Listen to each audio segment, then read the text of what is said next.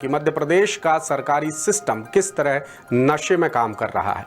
मामला जुड़ा है सूबे की शिक्षा व्यवस्था को सुचारू रूप से चलाने के लिए जिम्मेदार सरकार के बेहद महत्वपूर्ण अंग यानी स्कूल शिक्षा विभाग से, जहां एक के बाद एक कई बड़ी गफलतें सामने आ रही हैं। लोक शिक्षण संचालनालय यानी डीपीआई के अफसरों ने एक और घुल खिला दिया है, जिससे 1, 2 या 1000-2000 नहीं बल्कि करीब 1.5 लाख शिक्षक एक झटके में एजुकेशन पोर्टल से बाहर हो गए हैं। लापरवाही की हद देखिए कि डीपीआई ने करीब 23,000 जिंदा शिक्षकों को मृत बताकर इनएक्टिव कर दिया है। बहरहाल मामले को लेकर संबंधित शिक्षकों ने शिकायत कर दी है, जिसके बाद विभाग की नींद खुली और जिला शिक्षा अधिकारियों को चिट्ठी लिखकर जानकारी मंगाई गई है। देखिए इंदौर से हमारे विशेष संवाददाता संजय गुप्ता की यह एक्सक्लूसिव रिपोर्ट।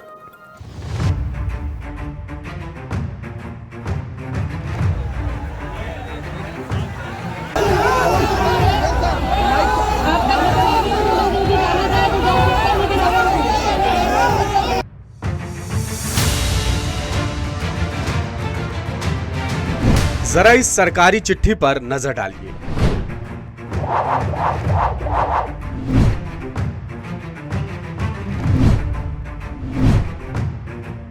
ये चिट्ठी मध्य प्रदेश के सरकारी सिस्टम के नशे में होने का जीता जागता प्रमाण है। ये चिट्ठी लिखी है लोक शिक्षण संचालनालय यानी डीपीआई के संचालक के द्विवेदी ने प्रदेश के सभी जिला शिक्षा अधिकारियों को। अब जरा इसके विषय पर नजर डालिए, जिसमें लिखा है एजुकेशन पोर्टल पर लोक सेवकों यानी शिक्षकों को इनएक्टिव किए जाने के संबंध में। आगे लिखा है एजुकेशन पोर्टल पर लोक सेवकों को इनएक्टिव कर दिया गया है, जिससे जुड़ी कई शिकायतें विभाग को मिल रही हैं। इसलिए इनएक्टिव करने के लिए जिम्मेदार अधिकारी कर्मचारियों पर कार्यवाही कर लोक सेवकों का परीक्षण करें और डीपीआई को जानकारी भेजें। अब आपको पूरा मामला समझाते हैं।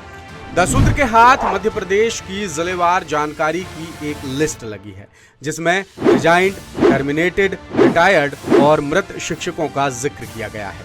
इस लिस्ट के मुताबिक कुल 1,46,363 शिक्षकों की यूनिक आईडी इनएक्टिव कर दी गई है। और भी हैरानी की बात यह है कि इनमें से 22,672 शिक्षकों को मृत बता दिया गया है, जबकि ये सभी जिंदा हैं।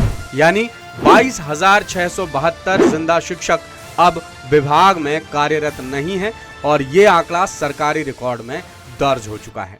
इसके अलावा लिस्ट के मुताबिक 1,02,637 शिक्षक रिटायर हो चुके हैं। 18,243 शिक्षकों ने इस्तीफा दे दिया है।